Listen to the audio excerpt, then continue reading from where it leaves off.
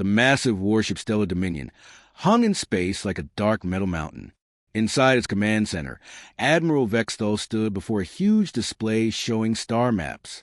His purple skin gleamed under bright lights, and his 4 arms moved as he pointed at different systems marked in red. 12 worlds conquered in 100 years, he said to the gathered officers. The Zephyrian Empire grows stronger with each victory. General Mordak stepped forward, his heavy boots clicking on the metal floor. He was shorter than the Admiral, but twice as wide, built like a living tank. In his hands, he carried a data pad showing information about their newest discovery. Admiral, we have found another world. The scouts call it Earth. The beings there call themselves humans. Vexthal turned his yellow eyes toward the general. Show me what we know about them. The display changed to show images of Earth. Blue oceans, green land, white clouds. It looked peaceful and beautiful.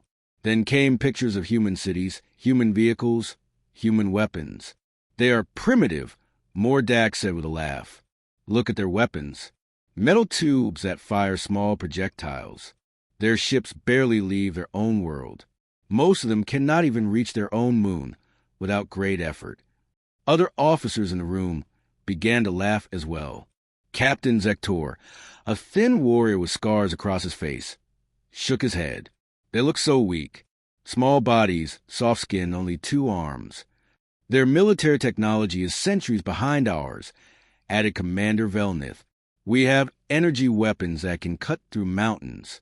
They still use explosive chemicals to propel metal bullets. Admiral Vexthal studied the images more carefully. The humans did look fragile compared to his own people. Zephyrians were tall, strong, with thick skin that could stop most weapons. They have been warriors for thousands of years, conquering world after world across the galaxy. What about their numbers? He asked. Several billion on their home world. Mordak replied. But most are civilians. Their military forces are small and scattered across many nations. They fight among themselves constantly. They fight each other? This made the Admiral smile. A species that wasted energy on internal conflicts would be easy to defeat. Perfect. A divided enemy is a weak enemy. Just then, guards brought in a prisoner. She was human, wearing a torn blue uniform. Her brown hair was messy and she had cuts on her face, but her green eyes showed no fear. This was Captain Lisa Matthews, captured during a small fight near the edge of their space. Ah, our human guest, Vexthal said. Captain Matthews, is it not? You have heard our discussion. What do you think of our plans?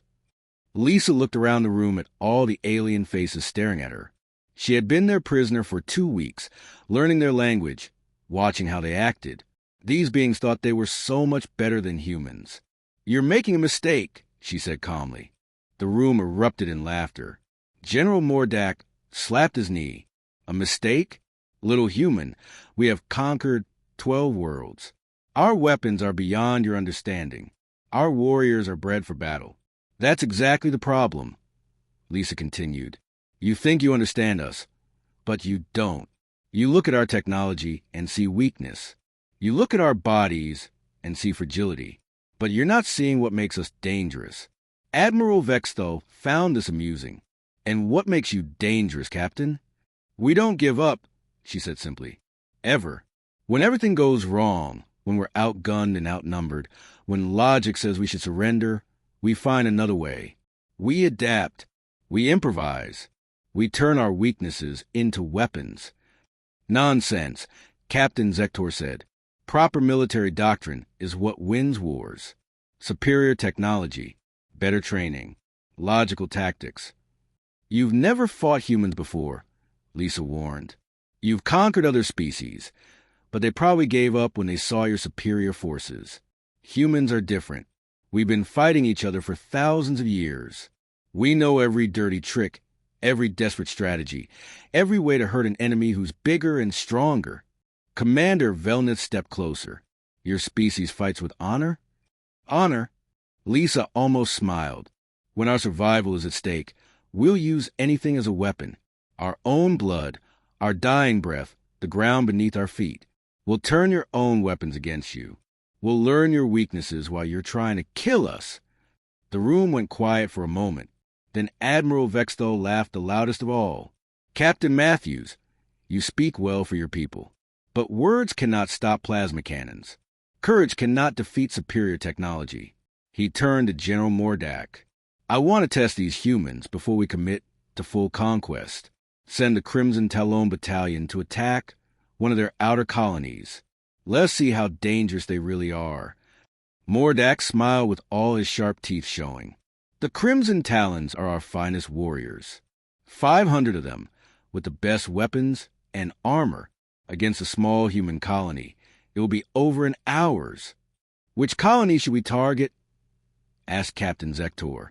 "Mars Colony 7, the general replied, checking his data pad. "It is a research station with minimal military presence. 50 human soldiers at most. Perfect for testing their capabilities." Admiral Vexthal nodded. "Good. The Crimson Talons will attack, gather intelligence on human military response, and return with detailed information. Then we can plan our full invasion." Lisa felt ice in her stomach. Mars Colony 7 was a terraforming research station. Scientists, engineers, families, good people who had never hurt anyone. "Admiral, please reconsider," she said. "Attack a military base if you must test us. Leave the civilians alone." "Civilians, soldiers, what difference does it make?" Vexthal waved a hand dismissively. "If humans are as weak as they appear, it will not matter. If they are as dangerous as you claim, then any of them should be able to demonstrate this." The meeting began to end. Officers filed out to prepare the attack force. General Mordak gathered his data pads and headed for the door. Admiral Vexthal called after him. "How long do you estimate this mission will take?" 3 days, Admiral. 2 days to reach the colony. 1 day to complete the attack and gather intelligence. "And casualties?" "Minimal, if any. These are the Crimson Talons facing primitive humans."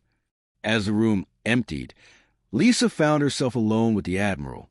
He studied her with those strange yellow eyes. "Your people will have one chance to impress me, Captain Matthews. If this small colony falls easily, I will know that humans are just another weak species to be conquered. If they somehow resist—" He paused. "Well, that would be interesting." Lisa met his gaze without backing down. "You want to know what's interesting, Admiral? You're about to find out why humans have survived every disaster our world could throw at us. We're still here because we're too stubborn to die." Within hours, the Crimson Talon Battalion was aboard their ships, heading toward Mars. 500 of the galaxy's most elite warriors, armed with the finest weapons the Zephyrian Empire could provide.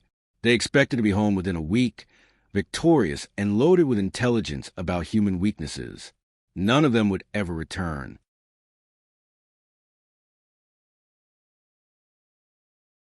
Colonel Jake Harrison stood in the command center of Mars Colony 7, drinking his 3rd cup of coffee that morning.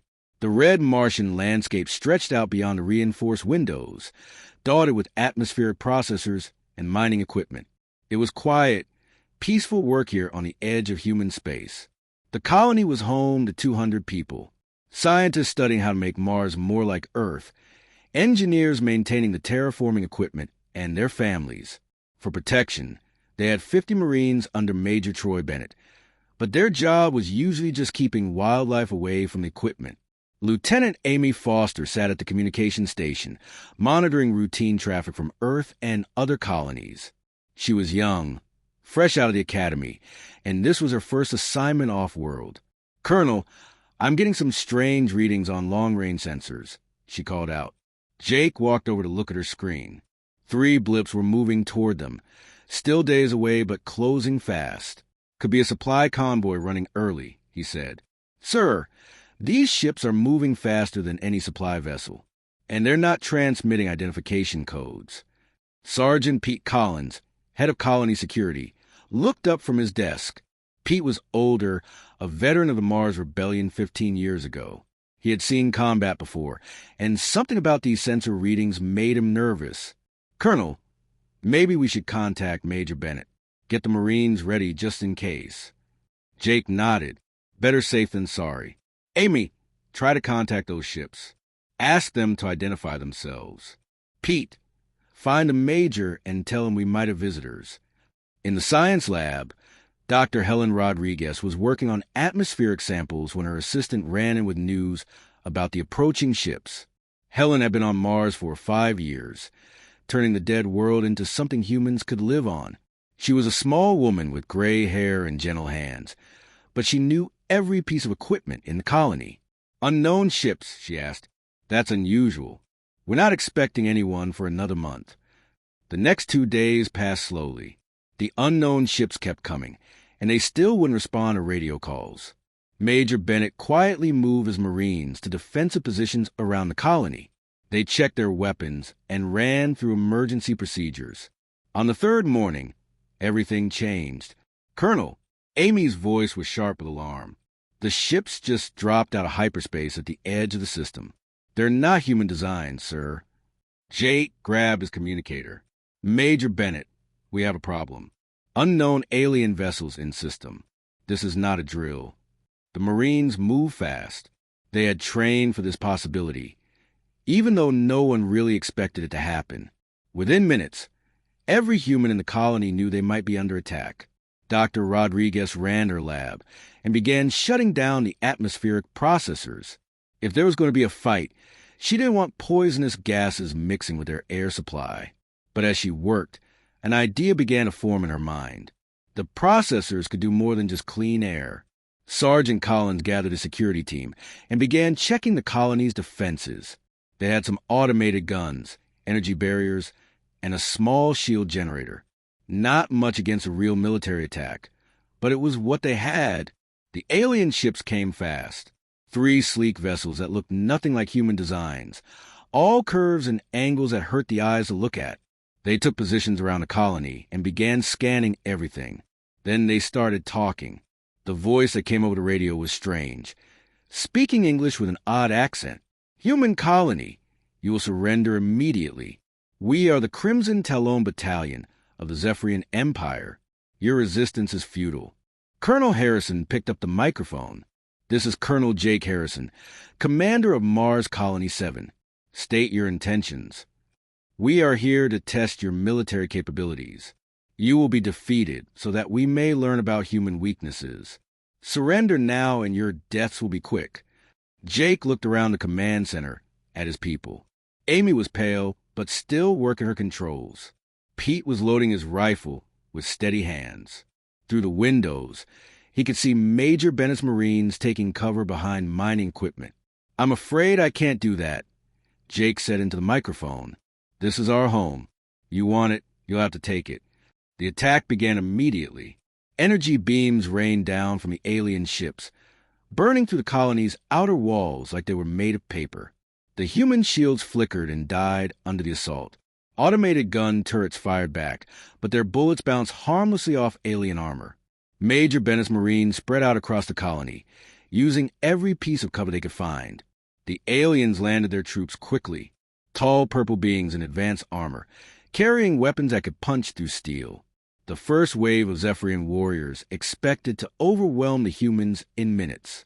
Their intelligence said humans were weak, poorly armed, and would surrender quickly when faced with superior force.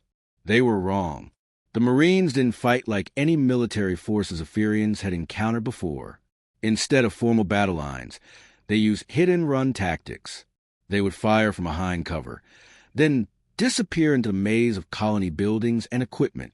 Sergeant Collins led a team that had rigged mining explosives throughout the outer sections. When the aliens advanced, he triggered the charges. The explosions didn't kill many Zephyrians, but they created chaos and confusion. Dr. Rodriguez proved that scientists could be dangerous too. She had rerouted the atmospheric processors to create clouds of toxic gas in certain areas. When the wind was right, she would release the gas and force the aliens to retreat or take different routes. The Zephyrians found themselves fighting not just soldiers, but the entire colony. The maintenance crew had turned repair tools into weapons. The miners used their equipment to drop rocks on alien positions. Even the colonists' children were helping, crawling through ventilation shafts to carry messages between human fighters. Lieutenant Foster stayed at her post, coordinating the defense and calling for help from Earth. The aliens tried to jam her communications, but she had rerouted the signals through the mining equipment's relay network. The battle that was supposed to last hours stretched into days. The Zephyrian commander, General Rathmo, began to realize something was wrong. His elite warriors were taking casualties from humans using improvised weapons and impossible tactics. The colonists fought like they had nothing to lose. "These humans are not following proper military doctrine," he reported to his superiors. "They use their own dead as obstacles. They sacrifice themselves to damage our equipment. They seem to learn our weaknesses, even while we are killing them." On the second day of fighting, the humans did something that shocked the aliens completely. A group of Marines, cut off and surrounded, didn't surrender. Instead, they rigged their remaining explosives and charged directly at the Zephyrian command post. The suicide attack destroyed the aliens' main communication array and killed their senior officers. The Zephyrians had never faced an enemy willing to die just to hurt them. Dr. Rodriguez watched the battle from her lab and realized the aliens were trying to capture their equipment intact. They wanted to study human technology. So she began sabotaging everything, making sure that even if the colony fell, the aliens would learn nothing useful. Major Bennett's Marines adapted their tactics as the fight went on. They studied the alien weapons, learned how their armor worked, and found ways to turn captured equipment against its makers. When a Zephyrian warrior fell, humans would strip his gear and figure out how to use it. By the third day, the aliens were fighting humans armed with their own weapons, modified in ways the original makers had never considered. The last message from the Crimson Talon Battalion was confused and desperate. The humans are not behaving logically. They refuse to surrender even when defeat is certain. They're using tactics that violate all principles of warfare. Request immediate evacuation. After that, silence. The colony was destroyed, its buildings burned, and its equipment ruined. But the humans had made the aliens pay for every meter of ground. And more importantly, they had learned. Every human who survived knew something about alien weapons, armor, and tactics. Colonel Harrison, wounded but alive in the colony's deep shelter, sent one final message to Earth. "Mars Colony 7 has fallen, but we hurt them. We hurt them bad. And we learn how to hurt them more." Admiral Vexthol paced back and forth in his command center, his forearms clasped behind his back. 3 days had passed since the Crimson Talon Battalion was supposed to report back from their mission. The silence was becoming impossible to ignore. "Still nothing?" he asked Intelligence Officer Krelnoff for the 10th time that hour. Krelnoff was a thin, nervous Zephyrian who specialized in analyzing enemy communications. He shook his head as he checked his instruments again. "No, sir. Complete radio silence from the Mars colony. The last transmission was..." He paused, reading from his notes. General Rathmo reporting unusual human tactics and requesting evacuation support. Requesting what? Admiral Vexthol stopped pacing. The Crimson Talons had never requested evacuation from anything.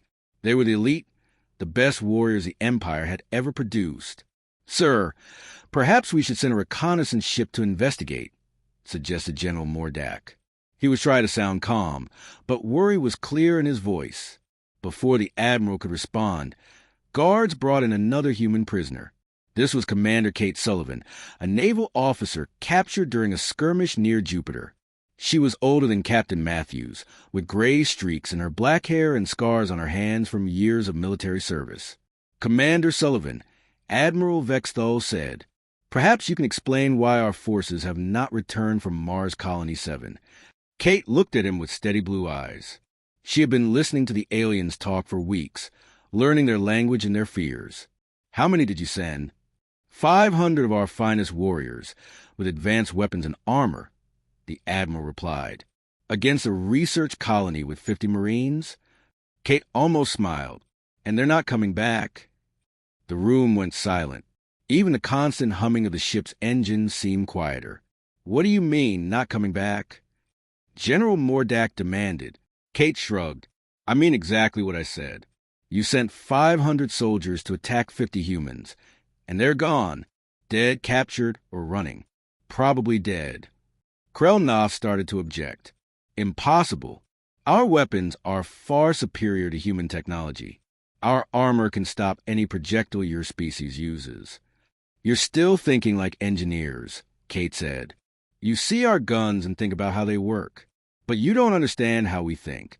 A human doesn't see a gun as just a gun. We see it as a club when the bullets run out. We see the ammunition as explosive material. We see the metal parts as raw materials for other weapons. She pointed to a wall panel. You see that as part of your ship. A human would see it as armor plating or a shield or something to block a hallway with. We don't just use tools the way they were designed. We use them however we need to. Admiral Vexthal found this difficult to believe. You are suggesting that primitive humans defeated our most elite unit using improvised weapons? I'm suggesting that you don't understand what primitive means to a human, Kate replied. You think our technology is backward because it's simpler than yours. But simple technology is harder to break, easier to fix, and easier to modify. A human engineer with a broken alien weapon can probably turn it into 3 different things you never thought of. Intelligence Officer Krelnoff pulled up recordings from the battle. The last few transmissions from Mars were fragmentary and confused. Listen to this, he said, playing a recording. The voice of General Rathmole came through the speakers, distorted and panicked. They're using our own plasma rifles against us, but modified somehow. The beam patterns are wrong. They are cutting through our armor. How are they modifying our weapons during battle? Another recording. The humans have turned their mining equipment into artillery. They are dropping rocks on us from orbit using their cargo ships. This is not standard military doctrine. Kate listened to the recordings with a grim expression. Your general sounds confused. That's because he was fighting humans, and humans don't follow your rules. What rules? Admiral Vexthal asked. All of them. Every rule of warfare, you know. We'll break if it helps us win. Honor? We'll fight dirty. Fair play? We'll use any advantage we can get. Proper tactics? We'll make up new ones while you're shooting at us. She walked to the star chart display. You've conquered 12 worlds, right? Let me guess how that went. You showed up with superior forces, demanded surrender, and the aliens gave up when they realized they couldn't win.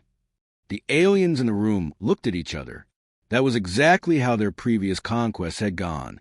Humans don't work that way, Kate continued. We've never had the luxury of being the strongest species on our planet.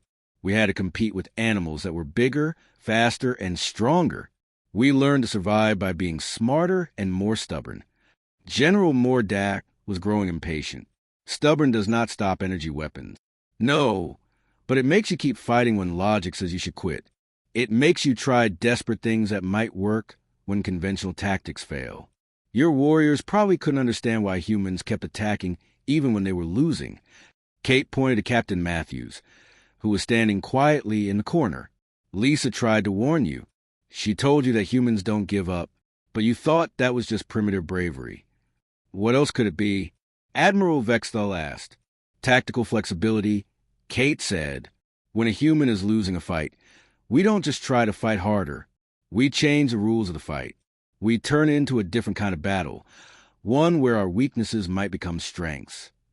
She began walking around the room, gesturing as she spoke. Your soldiers were probably trained for formal military engagements. Clean battles with clear objectives and proper equipment. Humans train for chaos.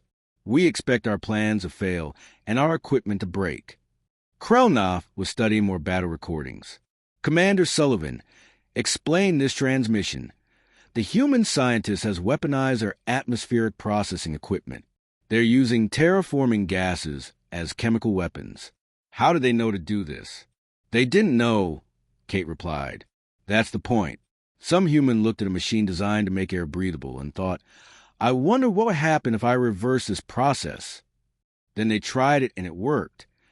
Admiral Vexthal was beginning to understand. You're saying humans experiment during battle? We adapt during battle. We learn from our mistakes faster than you can capitalize on them. And we share information in ways your people probably don't expect. She pointed to another recording where confused Zephyrian voices reported humans coordinating attacks without radio communication. Humans have been working together for thousands of years. We don't need fancy equipment to share information. We can use smoke signals, reflected light, even the way we move to tell each other things.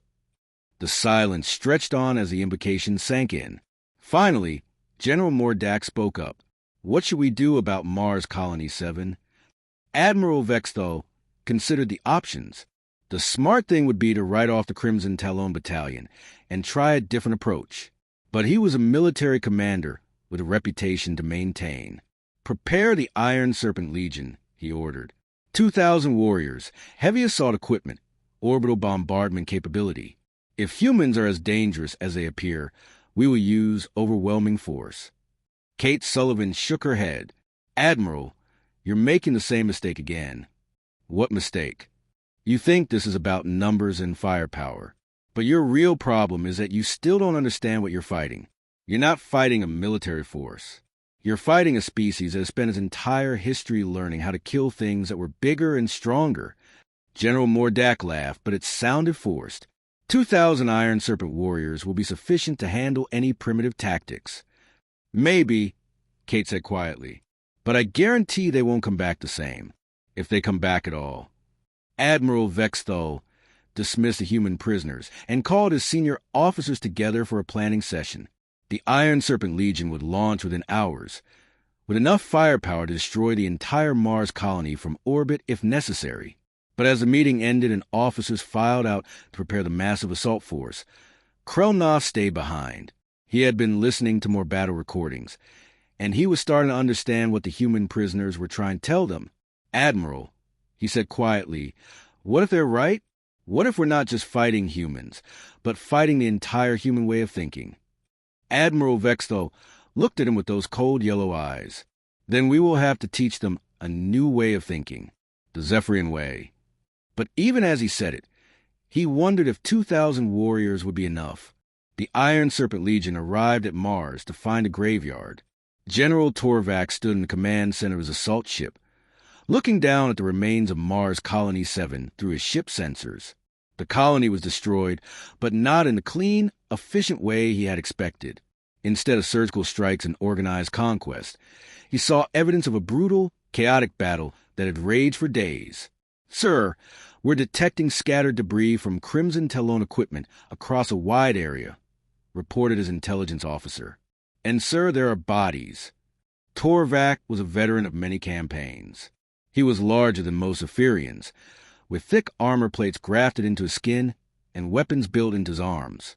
The Iron Serpent Legion followed him because he had never lost a battle.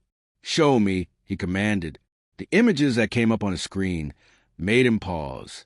Zephyrian bodies were scattered around the colony ruins, but not in the neat formations that usually resulted from military defeat. These warriors had died in strange positions, killed by weapons that shouldn't have been able to penetrate their armor. Scan for survivors, he ordered. Sir, we are detecting 12 human life signs in the deep tunnels below the colony. They appear to be hiding in the mining sections. Only 12 humans left from what had been a colony of 200 people. But those 12 had somehow survived an attack by 500 elite Zephyrian warriors. Land the Legion. We will finish what the Crimson Talon started. The Iron Serpent Legion was everything the Crimson Talons had been, but more. 2,000 warriors in heavy armor, with weapons capable of leveling mountains. They had orbital support ships, automated battle drones, and enough firepower to destroy entire cities. General Torvac was confident this would be a quick cleanup operation. He was wrong. The surviving humans had spent weeks preparing for exactly this moment. Captain Sam Torres, once a minor colony security officer, had become something else during the first battle. The 12 survivors had turned the entire Martian landscape into a weapon. Dr. Helen Rodriguez was still alive, but she was no longer the gentle scientist who had worked to make Mars habitable. She now called herself the Martian Ghost, and had spent every day since the first attack turning Zephyrian weapons into new kinds of death. Lieutenant Nina Walsh had been the colony's communications officer. Now she was something that Zephyrian military doctrine had no name for. A sniper who had learned to use alien weapons with modifications that their original makers never imagined possible. The humans had studied every piece of Zephyrian equipment they could find. They had learned how the armor worked how the weapons functioned, and most importantly, how to break them. When the Iron Serpent Legion landed, they found that the entire area around the colony had become a trap. The first squad of warriors moved toward the colony ruins and disappeared in an explosion that sent pieces of purple armor flying across the landscape. Dr. Rodriguez had buried modified Zephyrian plasma charges throughout the area, triggered by pressure plates that she had built from salvage equipment. The second squad tried to advance along a different route. Lieutenant Walsh, hidden in a cave 2 kilometers away, picked them off one by one with a Zephyrian energy rifle that she had modified to fire continuously instead of in single shots. Captain Torres led the remaining humans in hit-and-run attacks that seemed to come from nowhere and everywhere at once. They would strike at a Zephyrian patrol, kill or wound several warriors, and vanish into tunnels that honeycombed the Martian surface. General Torvac watched his forces take casualties and felt something he had never experienced before: confusion. His warriors were dying, but he couldn't understand how. The humans were using Zephyrian weapons, but modified in ways that made no sense. "Sir, the humans have somehow turned our plasma rifles into mining tools," reported his weapons specialist. "They are using them to collapse tunnels and create new ones. They are changing the battlefield while we fight on it." "How is that possible?" "Unknown, sir. Our weapons are not designed for such modifications. The humans seem to understand our technology better than we do." This was not entirely true. The humans didn't understand Zephyrian technology better than its makers, but they understood something the Zephyrians didn't. Desperation breeds innovation.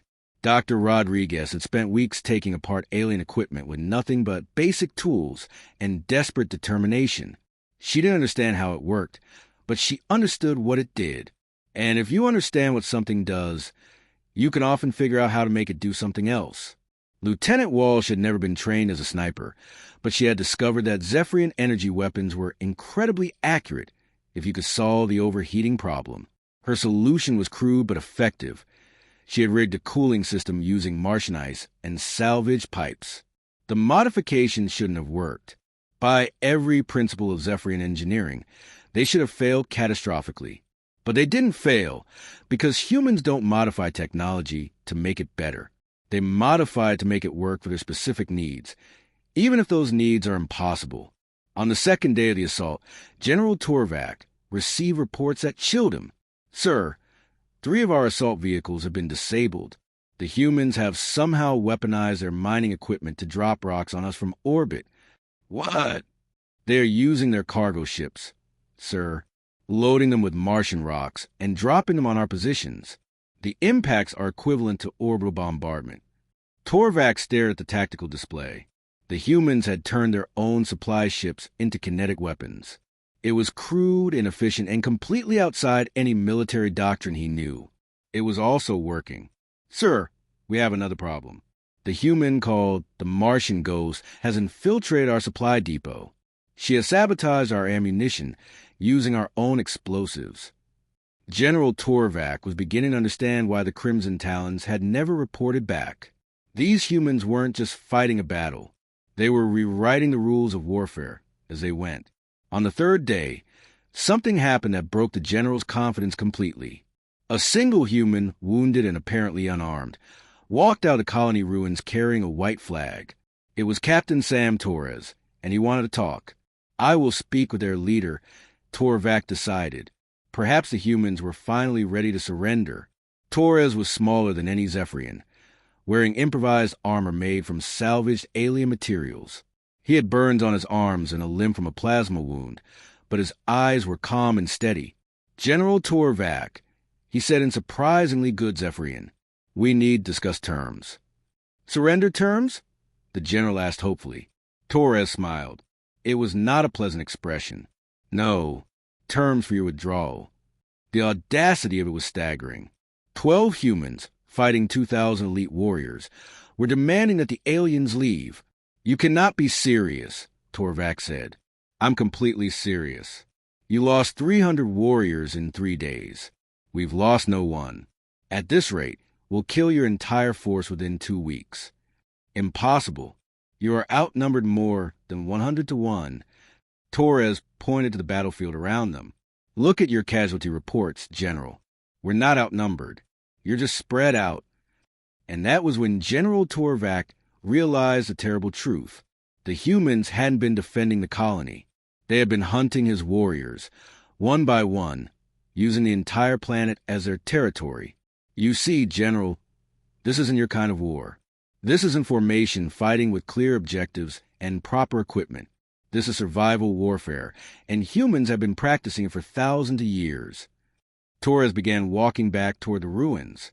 You have until tomorrow to withdraw your forces. After that, we stop being polite. Stop being polite? Torvac called after him. You have killed 300 of my warriors. Torres turned back with that same cold smile. General, if we wanted you dead, you'd be dead. We've been trying not to kill you. That changes tomorrow. As if to prove his point, explosions began going off around the Iron Serpent landing zones. The humans had been planting charges for days, waiting for the right moment. The message was clear. They could have destroyed the entire Legion at any time. That night, General Torvac sent a message to Admiral Vexthal. It was brief and desperate. Request immediate evacuation. The humans are not fighting to win. They are fighting to survive. This is not a war we can win with conventional tactics. The transmission cut off abruptly. The humans had found his communication array. Admiral Jack Morrison stood in the command center of Luna Base, Earth's primary military headquarters, reading the final message from Mars Colony 7. The room was filled with the top military leaders from every nation on Earth, all focused on the same grim reality. Humanity was at war. Confirmed alien attack on Mars Colony 7. He announced to the assembled officers. 200 civilians and 50 Marines. 12 survivors reported, still fighting. General Patricia Hayes, head of Earth Strategic Operations, stepped forward. She was a tall woman with silver hair and eyes like ice. Admiral, this wasn't just an attack. It was a test. They wanted to see how we fight. Colonel Danny Wright, commander of Earth Special Forces, looked up from his tactical display. What did they learn? That we're more dangerous than they expected, replied Captain Maria Santos from Fleet Intelligence. According to survivor reports, the aliens sent 500 elite warriors to attack a research station. None came back. The room went quiet. Everyone understood what that meant. Professor Alan Carter, Earth's leading expert on alien technology, spread captured Zephyrin equipment across the conference table. We've been studying this for months. Their technology is advanced, but it follows predictable patterns. More importantly, it's designed for their way of thinking, which is, Admiral Morrison asked, logical, systematic, overwhelming force applied efficiently. They're engineers who became warriors. They fight like they build machines. Everything has a purpose, a correct way to use it, and clear parameters. General Hayes nodded. While humans fight like survivors, we use whatever works, however it works, regardless of whether it's supposed to work that way. Colonel Wright had been studying the Mars battle reports. The survivors didn't just defend themselves. They adapted the alien weapons during combat. They learned how to fight Zephyrians while Zephyrians were trying to kill them. That's our advantage, Captain Santos said. They study us before attacking. We study them while they're attacking.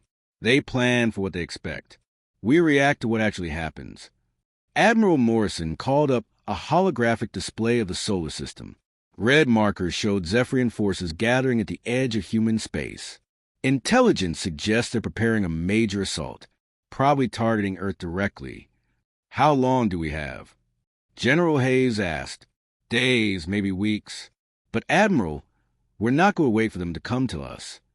The plan they developed over the next 6 hours would have been impossible for any other military force in history.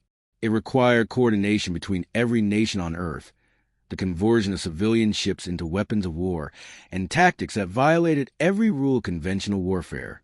Colonel Wright's Special Forces would lead the assault, but these weren't traditional special forces. They were volunteers from every military on Earth. Navy SEALs, British SAS, Russian Spetsnaz, Israeli Commandos, German GSG-9, and elite units from dozens of other nations. For the first time in human history, Earth's greatest warriors were fighting together as a single unit. Captain Santos had spent weeks interviewing the Mars survivors, learning everything they could about Zephyrian technology, tactics, and psychology. The intelligence they gathered was being distributed to every human military unit. "The aliens expect us to fight like they do," she explained to the assault teams. "They think superior technology means automatic victory. They've never fought an enemy that turns their advantages into weaknesses." Professor Carter had teams of engineers working around the clock, modifying human weapons to exploit Zephyrian vulnerabilities. The modifications were crude, dangerous, and definitely not covered by any safety manual. They were also devastatingly effective. Their armor is designed to stop energy weapons and high-velocity projectiles, he told the weapons teams, but has trouble with irregular impacts, chemical reactions, and electromagnetic interference. So we give them all three at once. The human fleet that assembled was unlike anything that had ever been built. Warships designed for space combat flew alongside converted cargo vessels loaded with improvised weapons. Science ships had been turned into electronic warfare platforms. Even luxury passenger liners had been armed with weapons that their original designers never imagined. Admiral Morrison commanded from the battleship Indomitable, a massive vessel that had been built in secret over the past 10 years. But the real power of the fleet wasn't in any single ship. It was in how they worked together. "The Zephyrians fight like a machine," he explained to his captains. "Every ship has a specific role. Every weapon has a designated target. Every tactic follows established doctrine.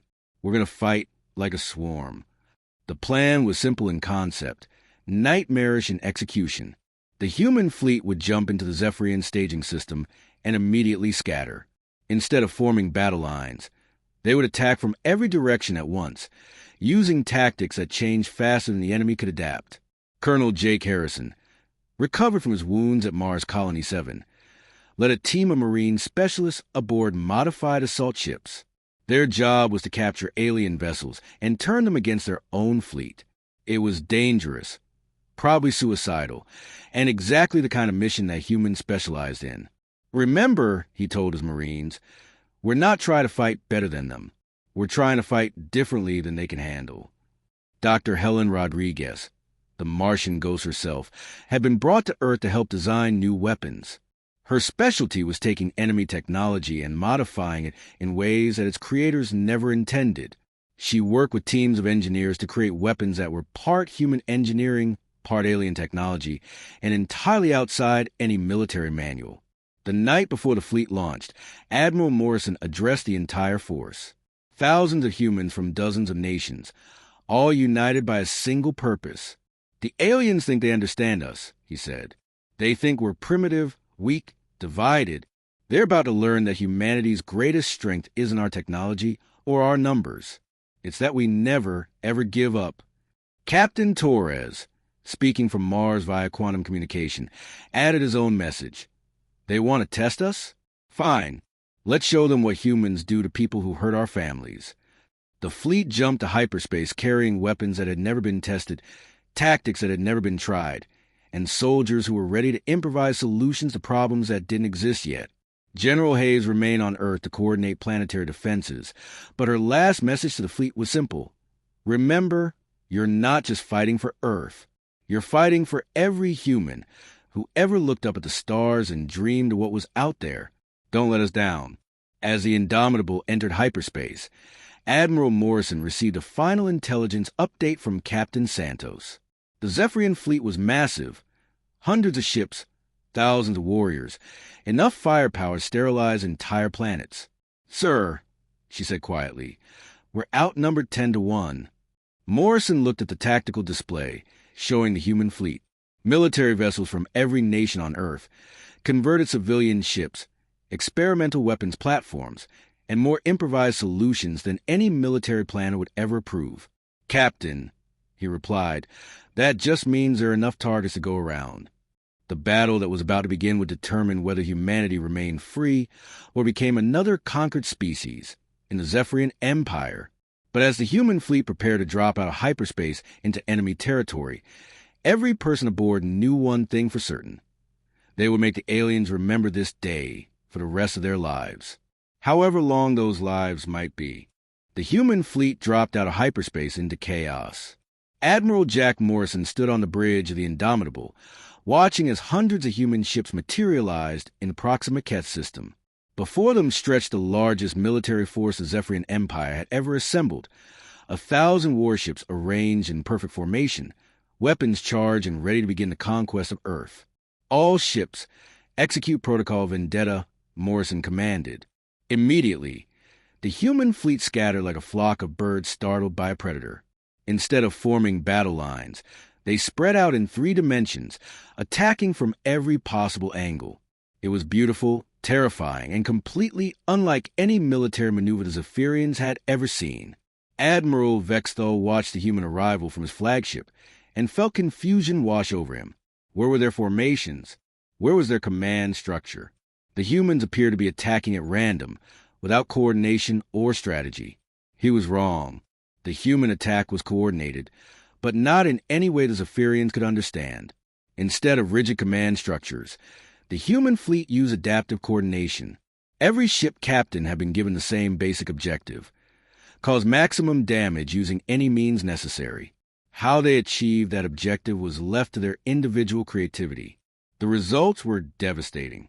Captain Lisa Matthews, no longer a prisoner, but commanding a converted cargo vessel, led the first wave of attacks.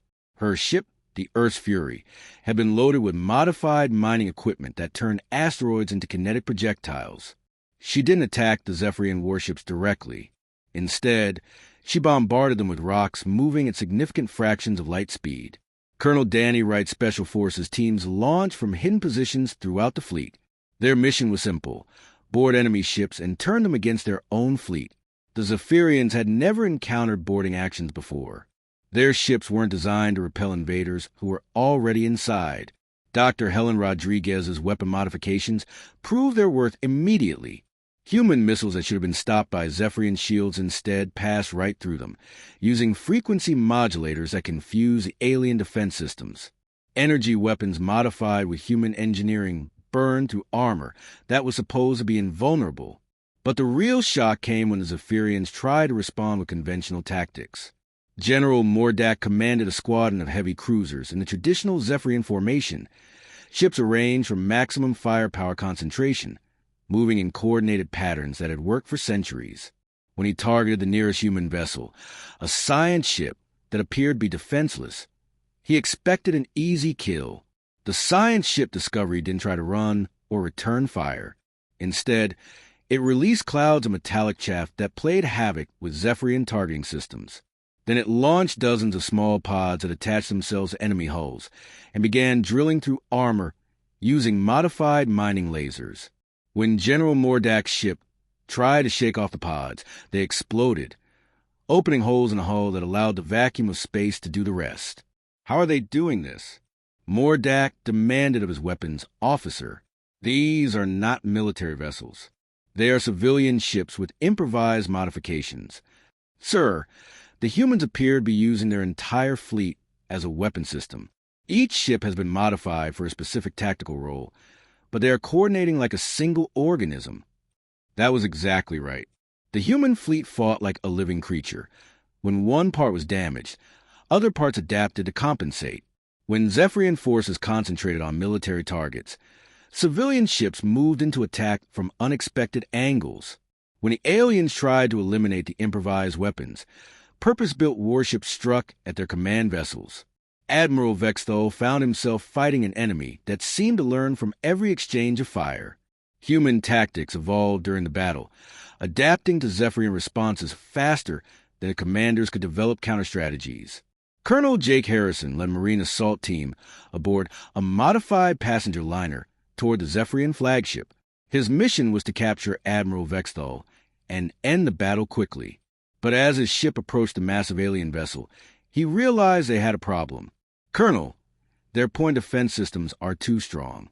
We can't get close enough to board," reported his pilot. Harrison studied the tactical display, looking for a solution that didn't exist in any manual. Then he smiled. "Change of plans. We're not going to board them. Sir, we're going to make them board us." Harrison's ship suddenly changed course, appearing to flee from the Zephyrian flagship. But as it ran, it left a trail of debris that included several objects that weren't debris at all. Human Marines in stealth suits, drifting through space like floating wreckage. When the Zephyrian ship moved forward pursuit, it passed through the debris field. The Marines attached themselves to the hull and began cutting their way inside using tools that Dr. Rodriguez had specially designed for this purpose. Admiral Vexthal learned about the boarding action when a security chief reported intruders in the ship's engineering section. "How many?" he demanded. "Unknown, sir. They are using our own internal communication systems to coordinate their movements. They seem to know our ship better than we do." This was almost true. Captain Maria Santos had spent months analyzing captured Zephyrian vessels, creating detailed blueprints of their internal systems. Every human boarding team carried maps that showed exactly where to go and what to target. But the boarding action was only a distraction. The real attack was happening throughout the Zephyrian fleet as human ships implemented tactics that violated every principle of space warfare. Converted cargo vessels used their loading equipment to grab enemy fighters and crush them. Science ships turned their research sensors into weapons that overloaded alien electronics. Even medical ships contributed to the battle, using their surgical equipment to precision cut through enemy armor. The turning point came when Commander Kate Sullivan, commanding a squadron of Earth's newest warships, implemented a tactic that no military academy in the galaxy had ever taught. Instead of fighting the Zephyrian ships, she had her squadron ram them. But these weren't suicide attacks. The human ships were designed with detachable command sections that could separate just before impact. The main hulls, loaded with explosives and automated systems, continued on to smash into enemy vessels while the crews escaped in the command pods. Admiral Vexthal watched in horror as dozens of his ships were destroyed by enemies who treated their own vessels as ammunition. "Admiral," reported his tactical officer, "the humans are fighting like they expect to lose their ships. They are using their fleet as expendable weapons." "No," Vexthal replied, finally beginning to understand. "They are fighting like they expect to win. They would rather lose their ships than lose the war." The battle raged for hours. Gradually, the Zephyrian formation began to collapse as human attacks disrupted their coordination. Ships that had fought together for decades found themselves isolated and overwhelmed by enemies who seemed to come from everywhere at once. When Colonel Harrison's Marines finally reached the bridge of the Zephyrian flagship, they found Admiral Vexthal staring at tactical displays that showed his fleet being systematically destroyed by an enemy he still didn't fully understand. "Admiral," Harrison said, his rifle trained on the alien commander, "I think it's time we had a talk." The surrender negotiations took place aboard the Indomitable, with representatives from both fleets present. Admiral Vexthal sat across from Admiral Morrison, trying to understand how his superior force had been defeated by what he had considered a primitive species. "How?" was all he asked. Captain Lisa Matthews, sitting beside Admiral Morrison, answered him. "We told you from the beginning, Admiral. You never listened. Humans don't fight to follow rules or prove superiority. We fight to survive. And we're very, very good at it." Professor Carter added, "Your technology is more advanced than ours, but it's designed for your way of thinking. Logical, predictable, efficient. Human technology is designed for our way of thinking. Adaptable, creative, and stubborn." Admiral Vexthal looked around the room at the humans who had defeated his empire's finest fleet. They didn't look like superior beings. They were smaller, weaker, with technology that was clearly inferior to Zephyrian designs. But they had won. "What do you want?" he asked finally. Admiral Morrison leaned forward. "We want you to go home. Admiral, tell your empire that Earth is off limits. Tell them that humans are not another species to be conquered. We're the species that turns conquering into a very bad idea." The Zephyrian Empire's treaty with humanity was signed aboard the Indomitable 3 days later. The terms were simple. No Zephyrian forces would enter human space. No attacks would be made on human colonies. And any conflicts between the species would be resolved through negotiation rather than warfare. In exchange, humanity agreed not to hunt down the remaining Zephyrian fleet. Admiral Vexthal, now a prisoner of war, was given quarters aboard the Indomitable for the journey back to Earth. As the ship prepared to enter hyperspace, he asked Captain Matthews a final question. "Captain, how did you know we would attack you?" Lisa smiled. "We didn't know you specifically would attack us, Admiral. We just knew that someday someone would." Humans have been getting ready for that day since we first looked up at the stars and realized we weren't alone. And if other species attack you in the future, then they'll learn the same lesson you did. Humans don't start fights, Admiral, but we sure know how to finish them. Years later, the Zephyrian Empire became humanity's strongest ally in the galaxy, not because they were defeated, but because they learned to respect a species that had turned survival into an art form. The story of the battle at Proxima Cast spread throughout the galaxy, carried by traders, diplomats, and refugees from other wars. It became known as the day when the most powerful military force in known space learned that sometimes the most dangerous enemy is the one that refuses to admit defeat. And in the halls of the Zephyrian High Command, a new rule was posted. Never attack humans unless you are prepared to explain why none of your forces came back. The galaxy had learned an important lesson about humanity. They were a species that had spent thousands of years competing with bigger, stronger, more dangerous creatures. They had learned to survive by being smarter, more adaptable, and more stubborn than anything else in the universe. Most importantly, they had learned that sometimes the best way to avoid being prey is to become the predator that even predators fear. The war was over. Humanity had won, and the galaxy would never underestimate them again.